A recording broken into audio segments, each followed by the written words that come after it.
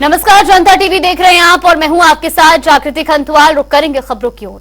लोकसभा चुनाव 2024 के प्रथम चरण के आखिरी नामांकन के दौरान बिजनौर लोकसभा सीट से आरएलडी और बीजेपी गठबंधन से चंदन चौहान ने नामांकन दाखिल किया है, तो नगीना लोकसभा सीट से बीजेपी प्रत्याशी ओम कुमार मैदान में है।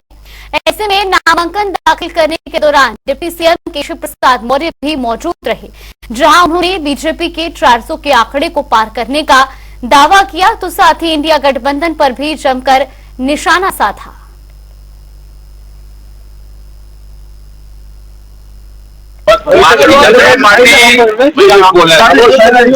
और भाजपा गठबंधन के राष्ट्रीय लोकदल के म्यूजिकल प्रयास जो हमारे दोनों प्रत्याशी बिजनौर और नगीना लक्षित लोकसभा से आज नामांकन दाखिल किया है। दिखाने दो यार, थोड़ा सा आगे गया। मैं उनको अग्रिम रूप से दोनों लोकसभा सीटों पर विजयी होने की शुभकामनाएं देता हूं और इसमें कोई संशय नहीं है कि इस बार उत्तर प्रदेश की 80 की 80 लोकसभा सीटें भाजपा गठबंधन जीतेगा। इंडी गठबंधन ना तो प्रत्याशी तय कर पा रहे हैं वो लोग, ना नेता तय कर पा रहे हैं। वह तितर बितर हो गया है, बिखर गया है पूरी तरीके से। वह आपसी द्वंद्व में फंसे हुए लोग हैं और हमारी योजना पहले से बढ़िया बनी हुई है और माननीय प्रधानमंत्री मोदी जी के नेतृत्व में अकेले भारतीय जनता पार्टी 370 पर प्लस और गठबंधन 400 पार रहेंगे बिजनौर के लिए। देखिए, आज बिजनौर की सम्मानित जनता के आशीर्वाद से अपने नेता माननीय जयंत चौधरी जी, देश के यशस्वी प्रधानमंत्री आदरणीय नरेंद्र मोदी जी, आदरणीय योगी आदित्यनाथ जी के आशीर्वाद से जो है बिजनौर लोकसभा का नॉमिनेशन करने का काम किया। प्राथमिकता एक ही है कि किस तरीके से खुशहाली और सबका साथ, सबका विकास, सबका विश्वास और सबके प्रयास के नारे को धरातल पे सिद्ध करना और आने वाले समय में 2047 का जो लक्ष्य आदरणीय प्रधानमंत्री जी ने दिया है देश को, विकसित भारत जब बनेगा तो उसमें बिजनौर के अंदर और तमाम 5 विधानसभाओं की विकसित भारत में भूमिका क्या रहेगी, इसको सुनिश्चित करने का काम मेहनत करके सब। तो वहीं मोदी और योगी की जन कल्याणकारी योजनाओं के कारण सहारनपुर में बीजेपी उम्मीदवार की शानदार जीत होगी, ये कहना है उप मुख्यमंत्री बृजेश पाठक का। दरअसल सहारनपुर लोकसभा सीट से बीजेपी उम्मीदवार राघव लखनपाल शर्मा ने आज नामांकन दाखिल किया, जहां इस दौरान डिप्टी सीएम बृजेश पाठक भी मौजूद रहे। तो वहीं उन्होंने दावा किया कि बीजेपी प्रचंड बहुमत के साथ जीत दर्ज करने जा रही है। सहारनपुर लोकसभा सीट पर जिस ढंग से जाति धर्म संप्रदाय से ऊपर उठकर लोग लाखों की संख्या में सड़क पर मिले हैं नामांकन सभा में, हम दावे के साथ कह सकते हैं कि यहाँ के लोकप्रिय प्रत्याशी आदरणीय राघव लखनपाल शर्मा जी प्रचंड बहुमत से जीत करके देश की सबसे बड़ी पंचायत में जा रहे हैं। एकतरफा चुनाव है, विपक्ष की पूरी तरह से जमानत जब्त हो रही है। राघव लखनपाल शर्मा जी की जीत मोदी जी की गरीब कल्याण योजनाओं की जीत है, उत्तर प्रदेश के कानून के राज की जीत है। मैं सहारनपुर के लोगों का बहुत अभिनंदन करता हूँ। लोकसभा चुनाव से पहले रामपुर लोकसभा सीट पर समाजवादी पार्टी दो फाड़ में टूटती दिख रही है। रामपुर सीट से अखिलेश यादव ने दिल्ली पार्लियामेंट्री स्ट्रीट पर स्थित जामा मस्जिद के शाही इमाम मौलाना मुहिबुल्लाह नदवी को टिकट दिया है, तो वहीं दूसरी तरफ आजम खान ने किचरहिते आसिम रजा ने नामांकन पत्र खरीदा है और चुनाव लड़ने का ऐलान किया है। लेकिन अब सवाल यह है कि आखिर एक ही सीट पर सपा के 2 उम्मीदवार कैसे सामने आ गए, तो इसका जवाब है आजम खान की नाराजगी। जेल में बंद आजम नाराज है और चिट्ठी लिखकर अपने समर्थकों के चुनाव में सपा का बहिष्कार करने की अपील उन्होंने की है। तो आपको बता दें कि लोकसभा चुनाव से पहले ही रामपुर लोकसभा सीट पर समाजवादी पार्टी की मुश्किलें बढ़ती दिख रही है। दरअसल रामपुर सीट से अखिलेश यादव ने दिल्ली पार्लियामेंट्री स्ट्रीट पर स्थित जामा मस्जिद के शाही इमाम मौलाना मुहिबुल्लाह नदवी को टिकट दिया है, तो वहीं दूसरी तरफ आजम खान के चहेते आसिम रजा ने भी नामांकन पत्र खरीदा है और चुनाव लड़ने का ऐलान किया है। लेकिन ऐसे में लगातार सवाल यही बना हुआ है कि आखिर एक ही सीट पर समाजवादी पार्टी के 2 उम्मीदवार कैसे सामने आ गए, और ऐसे में अब खुल करके आजम खान की नाराजगी भी सामने आ रही है। दरअसल जेल में बंद आजम खान नाराज हैं और उन्होंने चिट्ठी लिखकर अपने समर्थकों के चुनाव में समाजवादी पार्टी का बहिष्कार करने की भी अपील की है। आपको बता दें कि आजम खान चाहते थे कि रामपुर सीट से या तो अखिलेश यादव मैदान में उतरे, अगर अखिलेश यादव चुनाव नहीं लड़ते हैं तो फिर आसिम रजा को समाजवादी पार्टी के टिकट से रामपुर में मैदान में उतारा जाए। लेकिन अब अखिलेश यादव ने यहां से उम्मीदवार के नाम का ऐलान करते हुए शाही इमाम मौलाना मुहिबुल्लाह नदवी को टिकट दिया है, जिसके बाद अब आजम खान की नाराजगी भी सामने आ रही है। रामपुर आजम खान का गढ़ माना जाता है, काफी अच्छी पैठ उनके यहां पर है और ऐसे में अब सवाल यही कि क्या रामपुर सीट पर सीधे तौर पर अखिलेश यादव वर्सेस आजम खान का मुकाबला संभव है, क्योंकि एक तरफ अखिलेश यादव समाजवादी पार्टी से जामा मस्जिद के शाही इमाम मौलाना मुहिबुल्लाह नदवी को टिकट दे चुके हैं, तो वहीं आजम खान ये चाहते हैं कि आसिम रजा को वहां से चुनावी मैदान में उतारा जाए।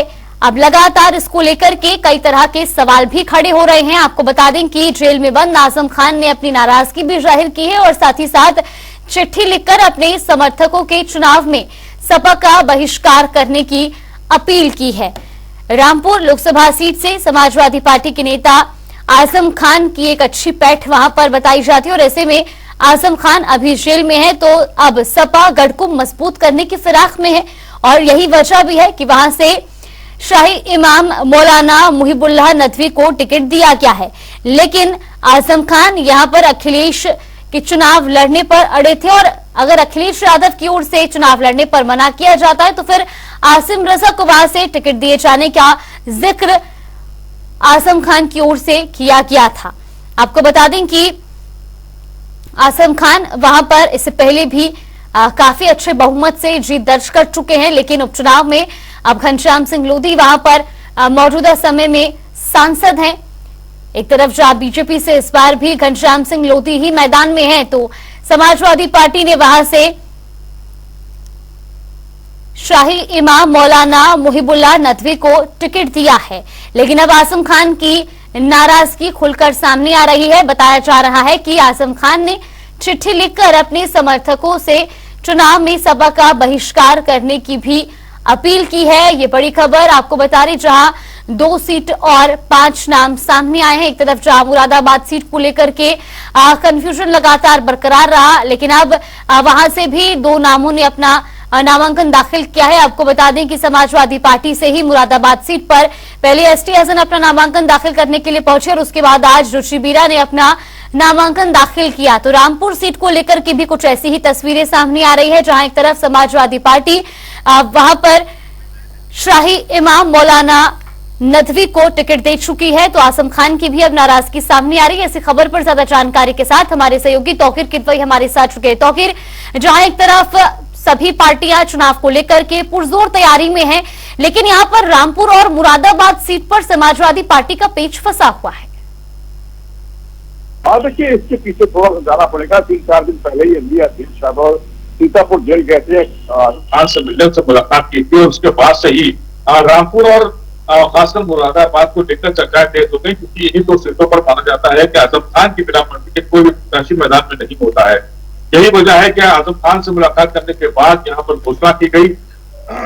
मुरादाबाद से एसटी हसन को टिकट दिया गया था और रामपुर से नाम तस्वीर किसी के साथ नहीं हो पाए थे, लेकिन आज जामा मस्जिद के एक इमाम का नाम सामने आया कि उन्हें यहाँ से प्रत्याशी बनाया जाएगा। कल रात में इस बात का ऐलान किया गया, लेकिन आज आखिरी दिन है नामांकन का और ऐसे समय में दोनों जगह पर ही दोनों प्रत्याशियों ने नामांकन किया है। एसटी हसन काफी करीबी माने जाते थे आजम खान के और पहली बार जब उन्हें 2019 में उन्हें टिकट दिया गया था तो बताया यह भी जा रहा था कि आजम खान के कहने पर ही उन्हें प्रत्याशी बनाया गया और उन्होंने चुनाव में 30 की दर्ज की 2019 में लोकसभा चुनाव जीतकर आए। लेकिन इस बार कुछ दूरियां थी, वो रुचि बीरा को चाहते थे प्रत्याशी आजम खान, लेकिन अखिलेश यादव के बारे में बताया जा रहा है कि वो एसटी हसन को ही दोबारा मौका देना चाहते थे, क्योंकि उनकी जो पॉपुलैरिटी है उसको देखते हुए वो एसटी हसन को ही चाह रहे थे कि वो 2024 के चुनाव में एक बार फिर लोकसभा का प्रत्याशी बने। लेकिन आजम खान रुचि बीरा को लेकर ज्यादा दबाव बना रहे थे, ये सूत्रों का कहना है। जानकारी मिली जानता से कि जेल में जो बातचीत हुई तो नाम पर आजम खान ने दबाव बनाया कि उन्होंने टिकट किया, जब टिकट दोनों को दिया गया, दोनों ने नामांकन भी किया। एसके सर ने एक दिन पहले नामांकन किया, लेकिन आज के समय में पेच फंसा हुआ है, क्योंकि डिटेल में जरूर ये बात कहती है कि रुचि वीरा अधिकृत प्रत्याशी है। लेकिन अभी हमने जो बात की यहाँ पर, जो चुनाव प्रभारी है अपने उत्तर प्रदेश के, उनसे बात की, उनका कहना है कि जो पहले नामांकन करेगा, जो पहले जाके पर्चा दाखिल करेगा, उसको अधिकृत प्रत्याशी पार्टी तरफ से माना जाएगा। बनिस्बत पार्टी ये लिख के ना दे कि बाद में जिसने पर्चा भरा है उसका पहले वाले पर्चा को मतलब खारिज कर दिया जाए। अगर वो लिख के नहीं दे रहा है तो पहला प्रत्याशी ही अधिकृत प्रत्याशी माना जाएगा। तो फिलहाल उसके हिसाब से एसटी हसन ही प्रत्याशी माने जाते हैं मुरादाबाद के। दूसरी तरफ रामपुर की बात की जाए तो वहां पर लेटेस्ट जो पर्चा भरेगा उसमें पार्टी जिसके लिए लिख के देगी उसको माना जाएगा। उसके हिसाब से वहां पर जाए मस्जिद के इमाम जो है उनको अधिकृत प्रत्याशी माना जा सकता है भविष्य में बनिस्बत आसिम रजा की। यानी कि जो अखिलेश को चाह रहे थे प्रत्याशी बनाना, वही लोग मैदान नजर आएंगे समाजवादी पार्टी की तरफ से। ये टेक्निकल थोड़ा तो जरूर है, तकनीकी कारण जरूर है, लेकिन अभी पुष्टि होगी उसके बाद ही माना जा रहा है कि औपचारिक ऐलान जो चुनाव किया जाएगा। लेकिन जो टेक्निकल पॉइंट्स है उसके बेसिस पे ये माना जा रहा है कि एसटी हसन और जो इमाम है वही समाजवादी पार्टी के अधिकृत प्रत्याशी होंगे। फिलहाल चुनाव जरूर दिलचस्प होने वाला है। आजम खान की प्रतिष्ठा भी वहां पर होगी। रामपुर का चुनाव है और वहां पर भारतीय जनता पार्टी के जो मौजूदा सांसद है उनकी तरफ से ही वो फिर एक बार दोबारा मैदान में उतारे गए हैं। चुनाव दिलचस्प होने वाला है। फिलहाल आसिम रजा के चुनाव कहा जाए जो उपचुनाव हुआ था वहां पर उसमें 35,000 वोट से पीछे रह गए थे। बहुत बड़ा अंतर नहीं है लोकसभा चुनाव के मद्देनजर। फिलहाल रामपुर की जो सीट है प्रतिष्ठा की सीट इसलिए भी मानी जाती है क्योंकि रामपुर आजम खान का गढ़ कहलाता है और लंबे समय से वो वही चुनाव जीते आए या फिर उनके परिवार से कोई ना कोई जीते आए। फिलहाल इस बार प्रतिशत जरूर दांव पर है। बिल्कुल, टीएन मिश्रा भी हमारे साथ जुड़े। टीएन, आपसे भी जानना चाहेंगे, जिस तरीके से रामपुर और मुरादाबाद सीट को लेकर के लगातार प्रत्याशियों के नाम सामने आ रहे हैं। रामपुर की अगर बात की जाए, आजम खान का गढ़ माना जाता है। 2014 में अच्छी जीत हासिल की, 2019 में भी अच्छे बहुमत से जीते, लेकिन उसके बाद उपचुनाव में घनश्याम सिंह लोधी फिलहाल वहां पर मौजूदा सांसद है। लेकिन अगर आजम खान की नाराजगी बरकरार रहती है समाजवादी पार्टी से तो लोकसभा चुनाव में वहां पर नुकसान झेलना पड़ सकता है। ऐसा नहीं माना जा रहा है, इसलिए देखिए पहले अपने ज्यादा खुद उसे मिलने गए थे, आजम खान की कोई नाराजगी तो दूर करने गए। उन्होंने पूरी कोशिश की। आजम खान ने सारे ताकत लगा ली अपने लड़के के जिताने के लिए, लेकिन उनका बेटा चुनाव नहीं जीत सका और आखिरकार वो सीट उनके हाथ से चली गई। तो आजम खान का वो वर्चस्व नहीं है जो पहले कभी था। तो जागती ऐसी उम्मीद नहीं कि आजम खान इतना नुकसान सपा को कर पाएंगे, क्योंकि उनका कुछ एक चुनिंदा वोट है वो तय कर पाएंगे, बाकी सपा को कोई खास नुकसान नहीं होगा जो अभी तक लोग मान रहे हैं। लेकिन इतना जरूर अखिलेश यादव आजम खान को मनाने के लिए लगे हुए हैं कि आजम खान की नाराजगी दूर हो और आजम खान सपा के साथ पूरा सपोर्ट करें। और जो लेकिन जहां तक प्रत्याशी की बात है तो अखिलेश यादव इस बार अपने मन से प्रत्याशी जरूर चुन रहे हैं, बहुत ज्यादा राय मशविरा नहीं कर रहे हैं कि हाँ जो है प्रत्याशी जो है हर बार जो सबके सहमति चुना जाए। और इसीलिए दे करके जो लोग चाहते थे आजम खान की कि अखिलेश यादव चुनाव लड़े रामपुर से आकर के, तो अखिलेश यादव सीधे मना भी कर दिया चुनाव नहीं लड़ेंगे, बल्कि उन्होंने भी क्लियर कर दिया कि लोकसभा के चुनाव ही अखिलेश यादव नहीं लड़ेंगे और हम विधानसभा सदस्य।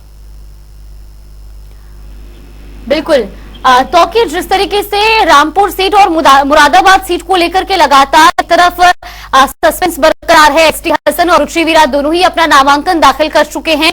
कब तक ये तस्वीरें स्पष्ट होंगी कि वहां से सपा का जो फाइनल मुहर जिस पर लगेगी वो कौन प्रत्याशी होगा? देखिए, फिलहाल मुरादाबाद की जो अधिकारी है वही नोडल अफसर है, उन्होंने बयान जारी कर दिया है कि रुचि वीरा वहां से प्रत्याशी होंगे। लेकिन फिलहाल जो हमने बात की अभी जो मुख्य चुनाव अधिकारी है आंध्र प्रदेश के, उनकी तरफ से भी कहा गया है कि जो पहले पर्चा दाखिल कर चुका है उसको ही अधिकृत प्रत्याशी माना जाएगा। यानी कि वहां के हिसाब से जो एसटी हसन है वो एसटी हसन ही फिलहाल प्रत्याशी माने जाएंगे। लेकिन ये बताया जा रहा है कि जो कल स्क्रूटनी के बाद जो सभी फॉर्म भरे गए हैं उसकी स्क्रूटनी की जाएगी, उसके बाद औपचारिक ऐलान किया जाएगा कि कौन किस पार्टी का प्रत्याशी है। बिल्कुल बिल्कुल, टीएन आपसे ये भी जानना चाहेंगे, जिस तरीके से रामपुर का जिक्र किया जा रहा है, एक तरफ अखिलेश यादव नाम का ऐलान कर चुके हैं, शाही इमाम को वहां से टिकट दिया गया है और दूसरी तरफ आजम खान के जो चहेते और करीबी माने जा रहे आसिम रजा वो भी नामांकन का पर्चा खरीद चुके हैं। क्या इस पर भी अभी जो सस्पेंस है वो लगातार बरकरार है, या ये माना जाए कि स्पष्ट है जो शाही इमाम है वही वहां से सपा प्रत्याशी होंगे? देखिए, ये तो जब तक जो है पर्चा वापसी का आखिरी दिन नहीं होगा तब तक कोई नहीं कह सकता कि हाँ जो है वो कौन, जो पार्टी के पास विशेषाधिकार है अखिलेश यादव के पास, वो किसको प्रत्याशी मानते हैं बनाते हैं वो लास्ट स्टेप पे चेंज भी कर सकते हैं। तो इसको लेकर के ही जो खींचतान चल रही है, अब ये माना जाए कि अगर आजम खान की जो है अब नाराजगी दूर हो जाती है तो सपा को इसको फायदा मिलेगा, क्योंकि जो है स्वाभाविक है प्रत्याशी अगर बार बार बदलेंगे और प्रत्याशी का आपसी वर्चस्व में पड़ जाएंगे तो सपा को इंडिया गठबंधन का नुकसान होगा। तो ये सपा को भी देखना पड़ेगा, इंडिया गठबंधन देखना कि प्रत्याशियों को सोच समझ करके लड़ाएं, और आपसी जो है अगर वैमनस्य वाले प्रत्याशी लड़ गए तो जो है सपा को भी नुकसान होगा और इंडिया गठबंधन का नुकसान होगा। तो ये भी मानना है कि अखिलेश यादव भी सोच रहे होंगे कि जल्दी जल्दी कोई न प्रत्याशी घोषित कर दे, तो वो अभी निर्णय तभी होगा कि जब जो है ये सारे लोग आपस में बात कर लेंगे, और अभी माना जा रहा है कि आजम खान की राय मशविरा के बाद ही जो है ये सही निर्णय कोई हो पाएगा। जी जाकर जी। बिल्कुल, बहुत बहुत धन्यवाद टीएन आपका हमारे साथ जुड़ने के लिए। तौकीर आपका भी बहुत बहुत धन्यवाद हमारे साथ जुड़ने के लिए और तमाम जानकारी हम तक पहुंचाने के लिए। तो रामपुर लोकसभा सीट पर अगर बात की जाए 2014 में आजम खान ने वहां पर जीत दर्ज की, 2019 में फिर उन्होंने जीत का परचम लहराया था, 2022 में उपचुनाव हुए जहां पर बीजेपी ने वहां पर जीत दर्ज की। घनश्याम सिंह लोधी मौजूदा समय में वहां पर सांसद है और एक बार फिर बीजेपी ने उन्हीं पर विश्वास जताया है।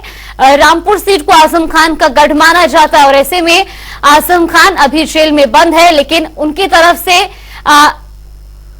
रामपुर सीट को मजबूत करने की कोशिश में एक तरफ जहां लगातार समाजवादी पार्टी जुटी हुई है।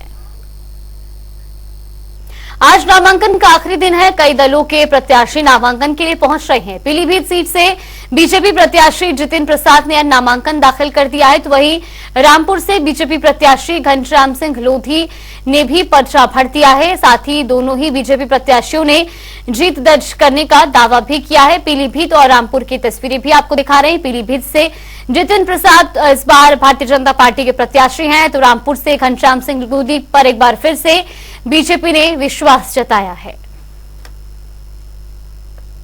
बहुत सौभाग्य की बात है कि भारतीय जनता पार्टी नेतृत्व ने पीलीभीत की प्रतिष्ठित सीट का उम्मीदवार बनाया है।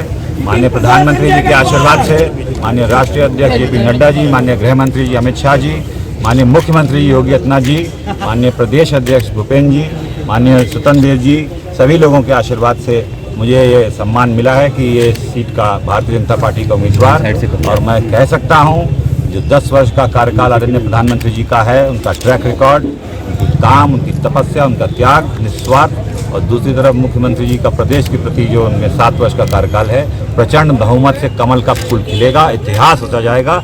तीसरी बार रिकॉर्ड मतों से प्रधानमंत्री जी नरेंद्र मोदी जी प्रधानमंत्री भारत में स्थापित। क्या लगता है? तो वहीं बीजेपी प्रत्याशी घनश्याम सिंह लोधी ने नामांकन पत्र दाखिल कर दिया है, जिसके बाद हमारे संवाददाता ने उनसे खास बातचीत भी की। क्या कुछ उन्होंने कहा वो भी आपको सुनवाते हैं। साथ ही भाजपा सांसद घनश्याम सिंह लोधी जी, और अभी नामांकन करा के आए, उनसे पूछेंगे कि आज नामांकन किया है किस तरीके। सांसद जी, आपका जनता टीवी में स्वागत है। आज आपने नामांकन किया है, क्या मानते हैं अपनी? देखिए, भारतीय जनता पार्टी ने एक छोटे से कार्यकर्ता पर दोबारा से विश्वास जताया है, और मैं अपने नेताओं के साथ आज नामांकन करने आया, जिसमें हमारे माननीय मुख्तार अब्बास नकवी भी साथ में थे, माननीय हमारे जेपी राठौड़ भी थे, माननीय हमारे बलदेव औलख जी भी थे जो मंत्री हमारे, और माननीय हमारे विधायकगण जैसे मान लो हमारे आदरणीय सक्सेना जी, आदरणीय हमारे शफीक अंसारी जी, सब लोग और हमारे कार्यकर्ताओं भी साथ में हमने पर्चा दाखिल किया आज, और बड़ा उत्साह देखा मैंने, क्योंकि एक माहौल उत्साह का है, और ये उत्साह हमारे रामपुर में नहीं, ये लहर हमारे पूरे देश में चल रही है आज की तारीख, क्योंकि माननीय मोदी जी की नीतियों से, माननीय योगी जी की नीतियों से खुश होकर और प्रभावित होकर जनता, चाहे कोई भी वर्ग हो जनता में, चाहे हिंदू हो या मुसलमान हो, आज भाजपा के साथ खड़ा है। और यहाँ पर रामपुर में तो चाहे हिंदू मुस्लिम सब इतिहास लिखने का काम करेंगे। 19 तारीख को सब मिलकर भारतीय जनता पार्टी के चुनाव लड़ा रहे हैं और कमल खिलाने का काम करने जा रहे हैं। समाजवादी पार्टी का अभी तक कोई भी कैंडिडेट यहाँ से खड़े नहीं हुआ है और सस्पेंस बरकरार है, क्या कहेंगे? अब ये समाजवादी के नेता हैं, आपको कहीं मिल जाए ढूंढे से तो आप देख लीजिए कहीं अगर मिल जाए तो, लेकिन ढूंढे से मिलते नहीं है मुझे लग रहा है। जब चुनाव आता तभी दिखाई पड़ते हैं, बाकी जनता को दिखाई नहीं पड़ते। समाजवादी के हों या कांग्रेस के हों या बसपा के हों, ऐसी ये हाल है। लेकिन अगर आपको मिल जाए तो उनसे पूछ सकते हो आप। हमारे साथ भाजपा सांसद घनश्याम सिंह लोधी जी, उनसे बातचीत हुई। उन्होंने कहा आपके बार 400 पार, और कहीं ना कहीं समाजवादी का भी सस्पेंस बरकरार है। रामपुर से सुरेश कुमार, जनता टीवी। तो वही आरएलडी राष्ट्रीय अध्यक्ष जयंत चौधरी 28 मार्च को अमरोहा जाएंगे, जहां वो लोकसभा चुनाव प्रचार अभियान का आगाज करेंगे। इसके साथ ही जयंत वेंकटेश्वर विश्वविद्यालय के सामने स्थित मैदान में भी एक जनसभा को संबोधित करेंगे। आपको बता दें कि ये जनसभा जयंत चौधरी आरएलडी प्रत्याशी के बजाय एनडीए प्रत्याशी के समर्थन में कर रहे हैं।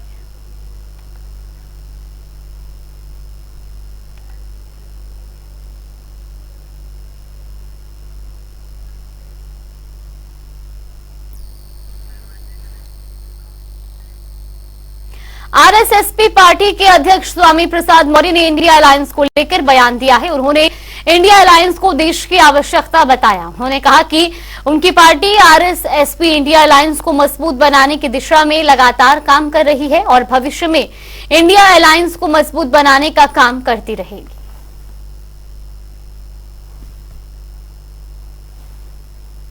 इंडिया अलायंस देश की आवश्यकता है, इसलिए राष्ट्रीय सोशलिस्ट समाज पार्टी इंडिया अलायंस को मजबूत बनाने की दिशा में हर प्रकार की पहल करेगी और तब से लगातार इंडिया अलायंस को मजबूत बनाने की दिशा में हमारी पार्टी काम भी कर रही है। तो वहीं मुजफ्फरनगर दौरे पर कल मुख्यमंत्री योगी आदित्यनाथ रहेंगे। इस दौरान सीएम योगी पार्टी प्रत्याशी संजय बालियान को जिताने के लिए जनसभा को संबोधित करेंगे। तो वहीं मुख्यमंत्री योगी के इस कार्यक्रम पर राज्य मंत्री कपिल देव अग्रवाल ने जानकारी दी। उन्होंने बताया कि मुख्यमंत्री योगी आदित्यनाथ पार्टी प्रत्याशी संजय बालियान के समर्थन में जनसभा करेंगे। प्रसन्नता का विषय कि आदरणीय मुख्यमंत्री श्री योगी आदित्यनाथ जी हमारे मुजफ्फरनगर लोकसभा के प्रत्याशी डॉक्टर संजय बालियान जी के समर्थन में और माननीय प्रधानमंत्री श्री नरेंद्र मोदी जी को तीसरी बार प्रधानमंत्री बनाने के लिए यहाँ के क्षेत्र की जनता से आह्वान करने के लिए प्रबुद्धजन, जिसमें एडवोकेट्स, शिक्षाविद, डॉक्टर, सीए, इंजीनियर, टीचर्स, ऐसे सब लोगों से, व्यापारी, उद्यमी, व्यवसायी, ऐसे सब लोगों से आह्वान करने के लिए कल 28 मार्च को 10:30 बजे दादा जगदीप प्रसाद इंटर कॉलेज में उनका आगमन हो रहा है। सभी प्रबुद्धजनों से मेरा निवेदन है कि अधिक से अधिक संख्या में 10:30 बजे तक पहुंचे, माननीय मुख्यमंत्री 11 बजे तक वहां पहुंचे। चलिए, बुलेटिन में फिलहाल के लिए बस इतना ही। यहाँ पे रुकते हैं एक छोटे से ब्रेक के।